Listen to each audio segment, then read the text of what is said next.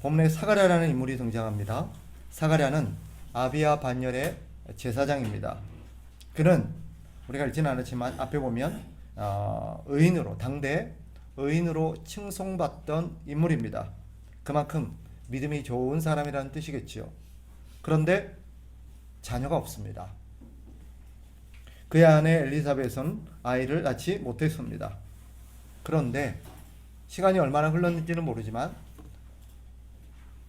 이 아비야 바넬의 이 사가랴가 제사장으로서 직무를 행할 때 성전에서, 성막에서 주님을 섬기고 있는데 천사가 나타나서 그에게 아이를 갖게 될 거다, 자녀가 생길 거다라고 얘기를 합니다.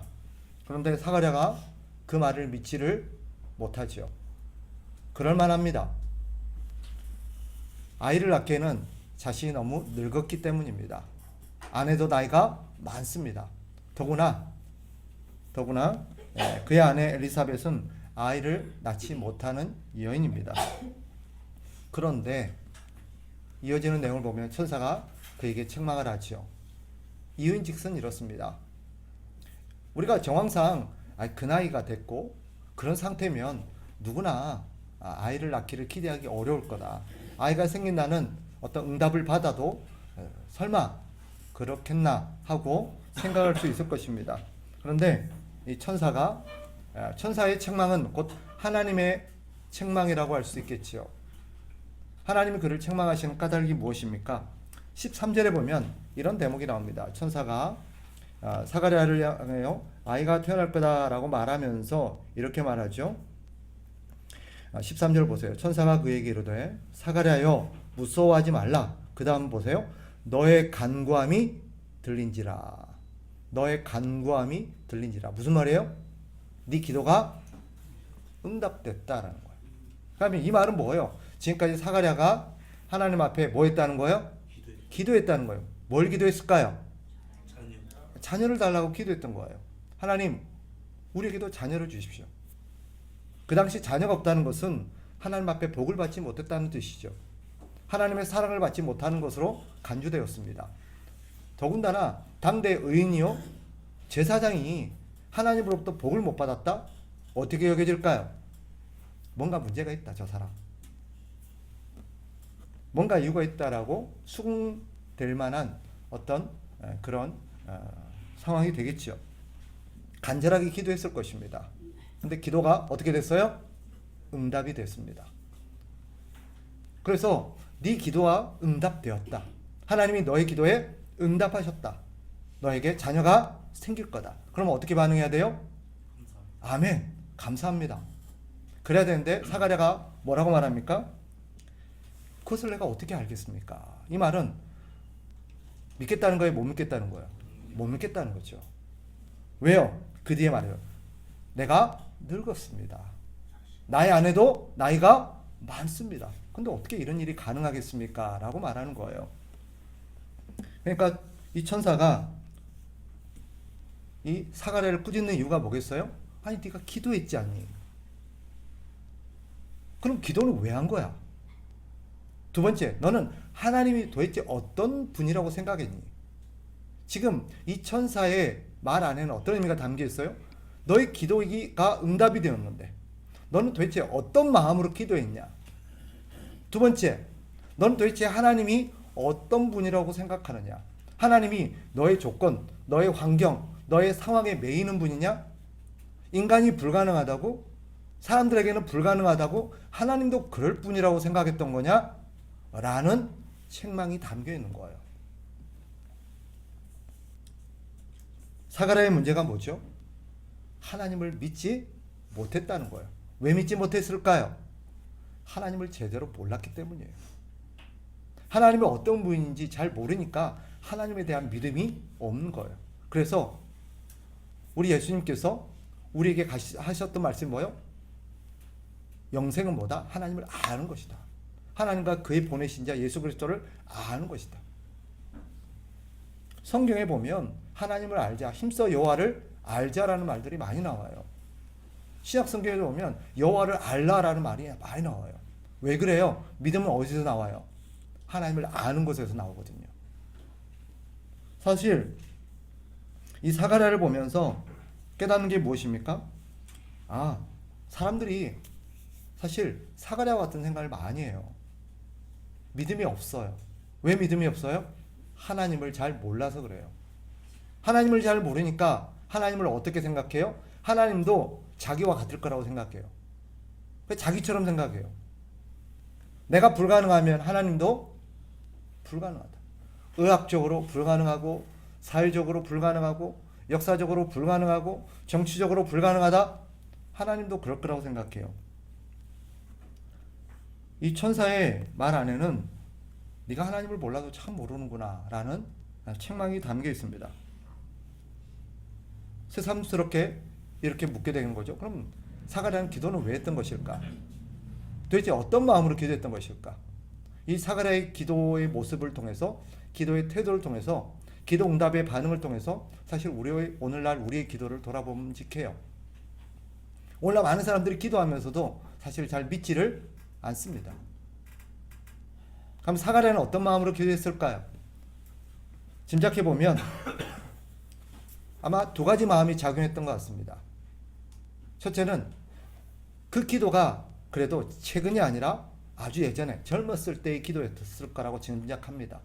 젊었을 때는 그래도 아직 가능성이 있겠거니, 자기도 젊고 어떻게 하면 하나님께서 은혜 주시면 어떻게 되겠거니라고 생각했는데, 이제 나이도 많아지고 자기 아내도 나이가 많아졌다, 늙었다. 무슨 뜻이에요? 이제는 아이를 낳을 수 없는 그런, 이제 그죠? 생리도 끊어지고 이제는 아이를 낳을 수 없는 그런 상태가 되었으니 이제는 어렵겠다라고 생각해서 더 이상 기도를 안 했을 거라고 짐작이 됩니다. 젊었을 때는 가능했는데 이제 나이 먹으면 하나님도 가능하지 않을 거라고 생각한 거죠. 또 한 가지 이런 생각도 해봅니다. 답답하니까 답답한 마음에 지푸라기라도 잡는 심정으로 기도해 보았지 않았을까 하는 생각도 해봅니다. 물론 정황상 그가 당대의 의인이었고 제사장이었으니 그보다는 믿음이 좋았을 수도 있겠지요. 적어도 한때는 간절한 마음으로 하나님 앞에 기도했을 수도 있겠습니다. 그런데 그의 기도의 모습을 통해서 오늘날 우리의 기도를 돌아보게 돼요. 스스로 한번 생각해 보세요. 저와 여러분은 오늘날 기도할 때 진짜 믿고 기도합니까? 여러분이 기도한 걸 진짜 믿습니까? 그러면 기도는 왜 합니까? 도대체 기도를 왜 하는 거예요? 사실 정말 충격적인 게 뭐냐면, 어떤 분이 기도를 열심히 하는 교회 성도들 대상으로 물어봤습니다. 설문조사와 비슷한 걸 했습니다. 간절히 기도하고 그렇게 눈물 콧물 흘리면서 기도하고 나오는 성도들에게 물어봤습니다. 집사님이 기도한 것이 정말 이루어질 거라고 믿습니까? 뭐라고 대답했을까요? 잘 모르겠습니다. 그럼 그렇게 간절하게 하나님 앞에 눈물 콧물 흘리면서 기도했던 것은 뭐 때문일까요? 많은 사람이 그렇습니다. 아마 우리 중에 오늘 기도회를 열심히 만약에 한다고 칩시다. 기도하고 나갈 때 뒤에서 한 사람이 물어봅니다. 아무개 집사님, 아무개 권사님, 오늘 하나님 앞에 간절히 기도한 게 반드시 응답하리라고 믿습니까? 하나님이 반드시 집사님의 기도를 들으시리라고 믿습니까? 라고 물었을 때 물론입니다. 저는 확신합니다. 라고 대답할 수 있는 사람 몇 명이나 될까요? 그러면 자연스럽게 나오는 그 다음 질문이 뭐예요? 그럼 기도를 왜 하는가? 도대체 여러분에게 기도라는 것이 무엇입니까? 하나님은 이 천사를 통해서 사가랴가 말을 못하게 합니다. 물론 한동안이지만 네 기도가, 즉 아이가 낳을 때까지, 하나님의 뜻이 이루어질 때까지 너는 말을 못하는 사람이 될 거다라고 말합니다. 쉽게 말하면 징계지요. 그의 입을 봉인해버린 것입니다. 왜 그러셨을까요? 이 사가랴를 향한 징계는 사가랴뿐만 아니라 모든 하나님의 백성들을 향한 메시지라고 할 수 있겠습니다. 당연하죠. 하나님의 말씀을 믿지 않는 입을 봉해버리는 것입니다. 이 사실은 우리에게 두 가지 사실을 일깨웁니다. 첫째는 사가랴가 어떤 인물이었어요? 당대 의인으로 칭송받던 사람입니다. 당대 의인으로 칭송받는다는 건 뭐예요? 그 시대 가장 믿음이 좋은 사람으로 여겨진 것입니다. 그런 사람도 오늘 본문을 보면 믿음이 있어요, 없어요? 없다는 것을 보게 됩니다. 이 사실이 보여주는 게 뭐예요? 아무리 경건해 보이는 사람도 사실 믿음이 없습니다. 우리가 보기에는 참 믿음이 좋을 것 같고 참 대단할 것 같아도 사실 사람에게는 믿음이 없습니다. 우리는 생각합니다. 사가랴 정도 되는 제사장이면 정말 믿음이 좋지 않겠나. 사실 제가 목사가 되기 전에 저는 목사님들을 정말 우러러봤습니다. 제가 예전에 말씀드렸을 거예요. 목사님들은 하나님과 동기동창인 것 같았어요. 그래갖고 저는 실제로 믿었습니다. 목사님들은 화장실도 안 가는 줄 알았어요. 화장실에서 어느 날 목사님을 만나고 충격을 먹었습니다. 목사님도 화장실을 가시는구나. 그냥 목사님들은 믿음이 남다른 줄 알았어요. 다른 레벨의 사람인 줄 알았어요. 그런데 제가 목사가 되고 나니까 목사도 사람이구나. 참 믿음이 없구나. 다른 목사님들은 모르겠어요. 저를 얘기하는 겁니다. 저는 다른 목사님들은 저보다 믿음이 좋을 것 같아요. 근데 제 자신을 보니까 제가 참 믿음이 없구나. 저도 부끄럽게도 오늘 대목을 설교를 준비하면서 참 부끄러웠습니다. 내 얘기네. 사가랴 얘기가 내 얘기네. 저 역시도 하나님 앞에 간절히 기도했지만 정작 오늘 말씀을 통해서 내가 그동안 기도했던 걸 나는 확신했나? 난 정말 믿고 기도했나? 누군가가 목사님은 목사님 기도한 걸 100% 확신하세요? 라고 물었을 때 글쎄요 라고 대답할 것 같아요.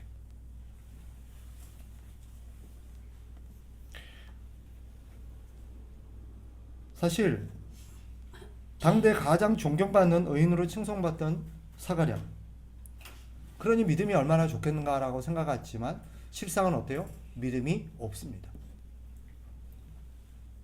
오늘 본문이 보여주는 중요한 사실 한 가지가 뭐예요? 인간은 본질적으로 하나님을 믿는 믿음이 없다라는 거예요. 성경에는 우리가 생각하기에 믿음이 정말 좋을 거라고 생각해 여겨지는 많은 사람들도 믿음이 없는 것을 봅니다. 믿음의 조상이라고 일컬어진 분이 누구예요? 아브라함이죠. 아브라함은 믿음이 좋았을까요? 그러니까 믿음의 조상일까요? 아니에요. 아브라함도 사가랴하고 비슷한 경험을 했죠. 하나님께서 아브라함에게 나타나서 내년 이맘때 너에게 아이가 있을 거다. 그러니까 아브라함이 웃습니다. 이렇게 말해요. 아브라함이 엎드려 웃으며 마음속으로 이르되 백세나 된 사람이 어찌 자식을 낳을까? 사라는 90세니 어찌 출산하리요 하고 아브라함이 이에 하나님께 아뢰되 이스마엘이나 하나님 앞에 살기를 원하나이다. 아브라함 믿음이 있어요, 없어요? 없어요. 하나님 말씀 믿어요, 못 믿어요? 못 믿어요. 근데 믿음의 조상이래요. 믿음이 좋아서 믿음의 조상이 된 게 아니에요. 그를 하나님께서 믿음의 조상으로 세우신 거지. 모세는 어떨까요? 하나님께서 구약 성경에 보면 기도의 사람, 이 두 사람, 기도의 사람을 꼽을 때 하나님 꼽았던 두 명의 기도의 사람이 있습니다. 누군지 아세요? 모세와 사무엘이에요.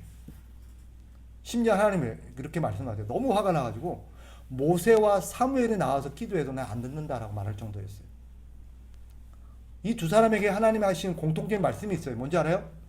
이 두 사람의 말이 땅에 떨어지지 않았다라는 얘기예요. 이 사람이 기도하면 하나님이 반드시 들으셨다는 거예요. 그만한 기도의 사람이에요.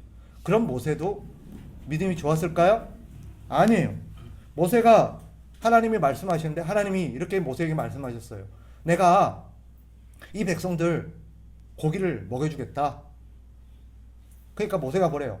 아니 하나님, 사람이 몇 명인데 장정만 60만 명이 넘는데 이 사람은 어떻게 고기를 먹인다는 겁니까?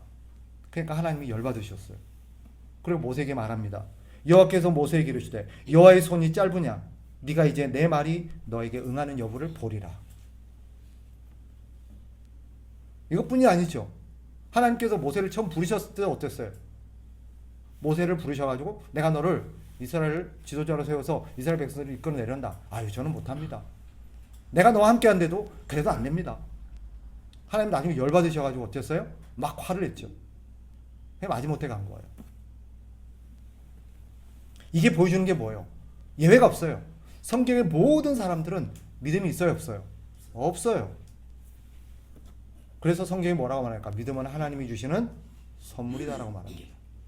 오늘 우리가 믿음을 갖고 있는 것은 우리에게 믿음이 있어서가 아니라 하나님이 그 믿음을 갖도록 은혜를 베풀어 주셨기 때문이에요. 그러니까 오늘 본문이 주는 메시지 중에 하나가 뭐예요? 우리는 믿음이 없는 사람이에요. 이걸 인정하는 게 필요해요. 인정하는 게 필요해요. 그래서 우리는 어떻게 해야 돼요? 하나님께 믿음을 달라고 기도해야 돼요. 믿음 있는 척 하는 게 아니라. 안 믿어지는데 설교를 듣고 하나님의 말씀을 읽고 그런데도 안 믿어지는데 믿음 있는 척, 아멘 하는 척, 믿음이 좋은 척, 그거 다 거짓이에요. 그 사람들 앞에서 아무리 내가 믿음 있는 척 해도 그게 무슨 의미가 있어요? 하나님의 말씀을 듣고 우리는 안 믿어지는 게 당연한 사람이에요. 나는 왜 안 믿어지지? 나만 그런 게 아니라 당연한 거예요. 만약에 우리 주변에 우리 가운데 어떤 사람은 저는 진짜 믿어지는데요. 저는 말씀이 진짜 믿어져요. 그러면 그 사람은 남다른 그 사람은 태생적으로 좋은 믿음을 갖고 있는 게 아니라 하나님이 그에게 믿음을 주신 거예요. 뒤에 말씀드리겠습니다만은 하나님께서 그에게 믿음을 갖도록 해주신 거예요. 여러분 가운데 하나님의 말씀을 듣는데 나는 안 믿어지는데요. 그거 당연한 거예요. 당연한 거예요. 문제는 뭐예요? 안 믿어지는 것을 하나님 앞에 믿을 수 있도록 믿음을 달라고 구하셔야 돼요. 그게 우리가 하나님 앞에 가져야 될 태도예요. 원래 우리는 믿음이 없는 자예요. 하나님 앞에 믿음을 달라고 기도하셔야 돼요. 두 번째, 오늘 본문이 이 사가랴를 통해서 주시는 하나님의 메시지가 뭐냐? 하나님께서 사가랴의 입을 닫게 하셨죠. 그죠? 입을 봉인해 버리셨어요. 한동안. 왜 그러셨을까요? 이것은 우리에게 중요한 메시지를 한 가지 줍니다. 하나님께서 우리에게 주신 입은 하나님을 믿고 하나님을 고백하고 하나님을 증거하라고 주셨는데 믿지 못하는 입은 쓸모가 있어요, 없어요? 없다는 뜻이에요. 하나님께서 사가랴의 입을 닫게 하신 게 뭐예요? 하나님의 말씀을 듣고도 아멘 할 수 없는 입은 소용이 없음을 하나님께서 보여주시는 거예요. 있어봐야 불신앙적인 말만 쏟아낼 것이 뻔합니다. 그런 입은 없는 이만 못합니다. 하나님께서 우리에게 입을 주신 이유는 뭘까요? 하나님의 말씀을 듣고 아멘 하라고 주신 거예요. 네. 하나님의 말씀은 살아있고요. 역사하는 진리임을 여러분이 믿으셔야 돼요. 하나님의 말씀을 듣고 아멘 그렇습니다 주님. 내가 그 말씀을 믿습니다. 내가 그 말씀대로 순종하겠습니다. 라고 고백하라고 하나님 주신 입이에요. 또 그 입은 하나님의 말씀을 듣고 하나님의 은혜를 깨닫고 우리가 감사하라고 주셨고요. 하나님을 찬양하라고 주셨고요. 하나님을 증거하라고 주신 거예요. 하나님께서 사가랴의 입을 닫게 하신 이유가 무엇입니까? 그럴 수 없는 입이라면 아무런 소용이 없다라는 거예요. 왜 사가랴죠? 많고 많은 사람들 중에 왜 하필이면 사가랴입니까? 사가랴는 그 시대 가장 경건하다고 여겨지는 인물입니다. 그런 사람을 통해서 하나님께서 보여주시고 싶었던 게 뭐예요? 봤냐? 이런 거예요. 사가랴가 누구냐? 그 시대 가장 믿음이 좋다고 여겨지는 사람이에요. 그런 사람도 별 볼 일 없어. 하나님 은혜 주시지 않으면 똑같아 라는 것을 보여주시는 거예요. 그리고 그런 사람도 하나님의 은혜가 없으면 그 입에서 나오는 게 뭐예요? 불신앙적인 말이에요. 그걸 내가 어찌 알리요? 나는 늙었습니다. 내 아내도 나이가 많습니다. 쏟아내는 말이 뭐예요? 다 불신앙적인 얘기예요. 되겠습니까? 제사장이면 뭐예요? 목사면 뭐하고 권사면 뭐합니까? 믿음이 없으면 그 입은 차라리 없는 입만 목사가 앞에서 하나님의 말씀을 증거하는데 진리를 증거하지 못하고 그 말씀을 확신하지 못하고 제가 한동안 말씀드렸죠. 정말 고민했던 게 뭐냐? 이거예요. 나는 내가 전하는 말을 내가 믿나? 나는 내가 설교하는 내용을 내가 믿고 있나? 그게 내 고민이었어요. 너도 믿지 않은 걸 사람들에게 증거하면 믿겠냐는 거예요. 하나님께서 한동안 그걸 가지고 많이 실험하게 하셨어요. 그리고 하나님께서 저를 불쌍히 여기셔서 믿음을 주셨어요. 저는요 이제 하나님의 말씀을 믿어요. 예. 하나님께서 왜 사가랴를 들어서 이것을 보여주십니까? 하나님은 은혜 주시지 않으면 아무 우리가 보기에 그럴듯해 보이고 믿음이 좋아 보이고 대단한 어떤 자리에 있는 사람이라 할지라도 별 볼 일 없다라는 거예요. 그 사람이 목사든 권사든 장로든 소용없어요. 하나님이 은혜 주시고 믿음 주시지 않으면 사실은 다 헛해요. 그러니까 그 입에서 가끔은 우리에게 충격적인 말을 듣지요. 가끔 그런 생각 안 해보셨어요? 아니 어떻게 목사님 입에서 저런 말이 나와? 아니 어떻게 권사님 입에서 저런 말이 나와? 아니 어떻게 장로님 입에서 저런 말이 나올 수 있지? 그럴 수 있어요, 여러분. 그럴 수 있어요. 믿음이 좋아서 장로 된 게 아니에요, 사실은. 원래 그게 맞죠. 그런 믿음의 수준을 가진 사람이 장로가 돼야 되고 그런 믿음의 수준을 가진 사람이 목사가 돼야 되는 게 맞아요. 그런 믿음의 수준을 가진 사람이 권사가 돼야 되는 게 맞는데 그렇지 못하는 게 우리의 현실이에요. 그러니 믿음을 달라고 기도하셔야 돼요. 직분에 속으시면 안 돼요. 사람은 겉으로 봐서는 절대 모릅니다. 그 사람이 믿음이 좋은지 안 좋은지. 직분에 속으시면 안 돼요. 명성에 속으시면 안 돼요. 우리는 하나님 앞에서 우리 자신이 솔직해야 돼요. 믿음이 없다고. 내가 목사면 뭐예요? 믿음이 없는데. 그러니까 믿음이 없으니까 뭐예요? 기도가 안 나오는 거예요. 기도해도 뭐예요? 확신이 없는 거예요. 내가 내 직분이 뭐냐에 속지 말고요. 그 직분에 나를 얽어매지 마세요. 여러분, 우리는 모두가 하나님 앞에 솔직해야 돼요. 믿음이 없으면. 하나님 앞에 믿음을 달라고 기도하셔야 돼요. 그리고 사실 오늘 우리가 이만큼 믿음을 갖게 된 것이 우리가 노력해서 우리가 열심히 기도해서 믿음을 갖게 된 거 아니에요. 하나님이 주신 것입니다. 오늘 사가랴를 통해서 그걸 보여줘요. 사가랴는 결국 우리가 뒤에 보겠습니다만은 뒤에 보면 어때요? 나중에 믿음을 갖게 돼요? 안 갖게 돼요? 갖게 됩니다. 뒤에 보면 사가랴가 믿음을 갖고 고백하는 대목이 나옵니다.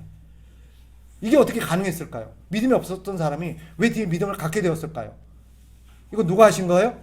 하나님이 하신 거예요. 하나님이 그에게 입을 봉하게 하시고 어떤 시련의 순간들 이 모든 것들을 경험하게 하심으로써 그에게 뭘 갖게 하신 거예요? 믿음을 갖게 하신 거예요. 하나님 우리도 그렇게 하신 거예요. 내가 믿음을 갖게 된 것은 하나님이 나를 그렇게 만들으시도록 하나님께서 나를 그렇게 되도록 만들어 오셨고 경험하게 하셨고 훈련하셨고 깨닫게 하신 거예요. 우리도 똑같았어요.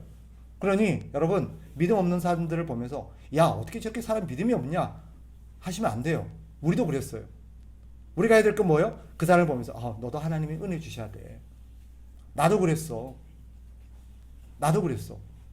하나님께서 우리에게 믿음을 주셔야 되라고 우리는 그 사람을 격려해야 돼요.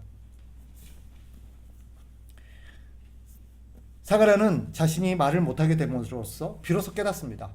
이 일을 경험하면서 본인이 얼마나 믿음이 없는 자인지를 비로소 깨달아요. 그러면서 하나님 앞에서 자기의 신앙의 민낯을 보게 된 것입니다. 본문은 우리에게 중요한 사실을 일깨우죠. 하나님은 여러분 우리의 상황에 절대 매이는 분이 아니십니다. 하나님은 우리의 상황에 절대 매이지 않는 분이에요. 우리가 믿고 안 믿고를 떠나서 우리가 믿든 안 믿든 하나님의 뜻은 반드시 이루어집니다. 우리가 하나님의 뜻을 이루는데 걸림돌이 될 수 없어요. 내가 협조하지 않아도요. 내가 믿지 않아도요. 하나님의 뜻은 이루어집니다. 착각하지 마세요. 내가 있어야 된다? 전혀 그렇지 않아요. 사가랴가 안 믿어도요. 하나님께서 사가랴에게 자녀는 주십니다. 요한은 태어나게 되어 있습니다. 하나님 그렇게 만드시거든요. 하나님이 그런 분이세요. 그러니까 여러분 사람을 갖고 저 사람은 안 돼. 저 상황은 안 돼. 이거는 안 돼. 여러분 단정하지 마세요. 여러분 보시기에 안 돼도 여러분이 보기에는 안 될 것 같아도 하나님은 하십니다. 여러분 보기에 저 사람이 이제 틀렸어. 이제 다 늙어가지고 이제 내일 모레면 하나님 부름받을 사람인데 저 사람 예수 믿겠어? 교회 나오겠어? 아니에요. 그걸 왜 여러분이 속단해요? 하나님은 그런 사람도 예수 믿게 하실 수 있습니다. 그걸 믿으셔야 돼요. 그분이 하나님이세요. 사람은 이 병은 안 돼. 이 병은 못 고쳐. 현대의학도 포기했어. 현대의학으로는 손댈 수가 없대. 이제 죽을 날만 기다려야 돼. 그러나 하나님은 고치실 수 있어요. 여러분이 속단할 게 아니에요. 그걸 왜 여러분이 결정해요? 결정은 누가 하세요? 하나님이 하십니다. 여러분이 함부로 결정하지 마세요. 이거 교만한 거예요. 된다 안 된다는 하나님이 결정하는 거지 저와 여러분이 결정하는 게 아니에요. 근데 오늘날 많은 사람들이 너무 경솔하게 결정해요. 목사라는 사람이, 장로라는 사람이, 권사라는 사람이 야 그건 안 돼. 그건 불가능해요. 절대 입에서 나올 말이 아니에요. 우리의 생각은 그럴 수 있어도 하나님은 그걸 하시는 분이에요. 믿으시기 바라요. 하나님이 여러분에게 그런 믿음을 주시기를 제가 축복합니다. 한 가지만 더 말씀드릴게요. 마지막에 하나님께서 사가랴와 엘리사벳을 향하여서 이렇게 고백하게 하십니다. 자, 같이 한번 읽어보는데 몇 절을 읽냐면 마지막에 고백하시는 부분이 나와요. 25절 같이 한번 읽어봅니다. 시작. 주께서 나를 돌보시는 날에 사람들 앞에서 내 부끄러움을 없게 하시려고 이렇게 행하심이라 하더라. 하나님께서 이들에게 마지막에 고백하게 하시는 게 뭐예요? 하나님이 내 부끄러움을 덮어주시려고 이러셨구나. 여태까지 이들에게는 부끄러움이 있었어요, 없었어요? 있었어요. 근데 부끄러움을 고백했어요, 안 했어요? 한 번도 고백한 적이 없어요. 부끄러움을 인정하지도 못했어요. 인정하고 싶지 않았어요. 창피하니까. 그래도 내가 제사장인데. 그래도 내가 이 당대에 믿음이 좋다고 인정받는 사람인데. 그럼 뭐예요? 믿음이 없는데. 그럼 뭐예요? 자식이 없는데. 그럼 뭐예요? 하나님 인정하지 않는데. 그런데 비로소 고백합니다. 자기의 부끄러움을 인정해요. 하나님이 내 부끄러움을 덮으시려고 그랬거든요. 지금까지 어땠어요? 감추려고만 했어요. 인정하지 않으려고 그랬어요. 그래도 내가 목사인데 내가 믿음 없다는 거 어떻게 인정해? 그래도 내가 목사인데 내가 수준이 이거밖에 안 된다는 거 어떻게 인정해? 그런데 하나님이 사가랴와 엘리사벳을 어떻게 하십니까? 그 부끄러움을 인정하게 하시고 고백하게 하심으로써 비로소 깨닫게 하세요. 하나님이 내 부끄러움을 드러내신 것은 나를 수치스럽게 하려고 하는 게 아니라 나를 망신시키려고 한 게 아니라 뭐 때문이다? 부끄러움을 덮어주시기 위해서. 이 부끄러움을 치료해 주시기 위해서 하시는 거구나. 여러분 기억하세요. 자신의 부끄러움을 하나님 앞에 인정하고 고백하는 자들만 하나님이 부끄러움을 덮어주십니다. 끝까지 자기 체면과 자기 어떤 명예와 자존심 때문에 인정하지 않고 그런 사람은 하나님께서 계속 내버려 두세요. 하나님이 우리의 부끄러움과 우리의 부족함을 솔직하게 시인하고 할 때 하나님께서 그것을 도와주시고 덮어주시고 치료해 주시기 위해서 오셨어요. 저를 보세요. 아담과 하와가 죄를 지었지요. 그리고 벌거벗은 자기 수치스러운 모습을 알게 되었어요. 근데 그걸 인정하고 싶지 않아서 어떻게 합니까? 나무 잎으로 자기를 가려요. 그런데 가려져요? 절대 수치는 가려지지 않아요. 근데 그 수치를 누가 가려주세요? 하나님이 가죽옷으로. 우리 주님께서 이 땅에 왜 오셨어요? 우리 죄로 인한 우리의 수치를 가려주기 위해서 오셨어요. 우리 주님이 오신 이유가 우리를 가려주기 위해서, 우리의 부끄러움을 가려주기 위해서 오신 거예요. 그러니까 우리가 해야 될 건 뭐예요? 우리의 부끄러움을 인정하는 거예요. 믿음 없음을 인정하는 거예요. 하나님 앞에 믿음을 달라고 고백하는 거예요. 나를 도와달라고, 나를 고쳐달라고 고백하는 거예요. 여러분, 우리는 목사지만, 장로지만, 권사지만, 안수 집사지만 믿음도 부족하고요. 성품도 뭐가 많이 났고요. 여러 가지 우리는 수준도 너무 부족해요. 근데도 인정하기를 싫어해요. 왜? 자존심 상해서. 내가 너 신앙생활 하는 구력이 얼만데. 내가 그래도 직분이 뭔데. 근데 그런 거 붙들고 있다가는 망해요. 망해요. 우리에게 필요한 건 무엇입니까? 하나님 앞에 나의 부끄러움을 솔직하게 인정하고 하나님 앞에 도움을 구하는 것입니다. 그러면 우리 주님께서는 어떻게 하십니까? 그런 우리를 불쌍히 여기셔서 우리를 치료하시고 고쳐주십니다. 그리고 그 부끄러움이 더 이상 부끄럽지 않도록 우리를 만들어 주십니다. 제가 그랬어요. 하나님이 저를 그렇게 덮어주셨어요. 인정하니까, 하나님 앞에 고백하니까 하나님이 그를 덮어주시더라고요. 그래서 이제는 누가 목사님 돼갖고 그거밖에 안 돼요? 제가 지금까지 한 번도 방언이라는 걸 해본 적이 없거든요. 방언을 할 수 없어요. 전 방언을 못해요. 누가 그러더라고요. 청소년이 옛날에 목사님이 돼갖고 어떻게 방언도 못해요? 그래도 목사 할 수 있어요? 물어요. 너무 자존심 상했어요. 너무 창피하기도 하고. 그래서 하나님 막 기도했죠. 하나님, 이게 뭡니까? 목사인데 쪽팔려요. 방언도 못하고. 막 기도했어요. 하나님께서 나에게 방언을 하게 하셨을까요? 안 하시더라고요. 방언을 안 주시더라고요. 하나님께서 깨닫게 하신 건 뭐예요? 방언을 하는 게 중요한 게 아니라 네가 그만큼 부족한 존재라는 걸 인정하는 게 더 중요하다. 방언이 목적이 아니라 너는 목사로서 너의 부족함을 인정하고 하나님을 의지하고 사는 게 중요하다. 하나님께서 딱 그런 깨닫게 하시니까 그 다음부터 누가 나한테 목사님 방언도 못하고 뭐 귀신 쫓아봤어요? 뭐 귀신 본 적 있어요? 뭐 능력을 행해본 적 있어요? 막 병을 고쳐본 적 있어요? 기도하니까 막 병이 낫고 뭐 그래본 적 있어요? 못해요, 저. 우리 딸에서 간절히 기도했더니 그 다음날 더 아파가지고 병원 갔더라. 우리 딸이 그래요. 아빠, 그 다음 내가 기도하려면 기도 안 받아요, 우리 딸이.